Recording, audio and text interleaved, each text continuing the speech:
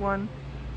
Hi, this is Brandy from Impeccabilities powered by Kaizink, and I'm going to show you how we print and cut for our NTI books.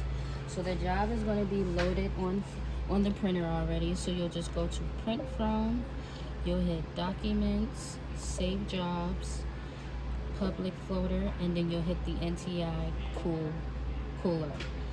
We already have one printed already. You want to make sure also that you're using the 11 by 7, which is the second tray, and then you're also using the 70-pound paper. So once we have our book printed, we'll bring it over to the cutter. They come printed in 2, so we'll have to cut it right down the middle so we can make sure we have 2 books. You want to come over to your cutter and make sure it's sitting at 8.5. Once you have it there, just throw it into the cutter. Make sure it's even.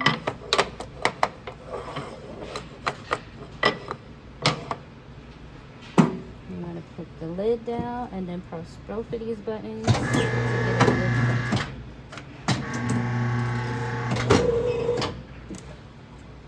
And there goes your 2 NTI books.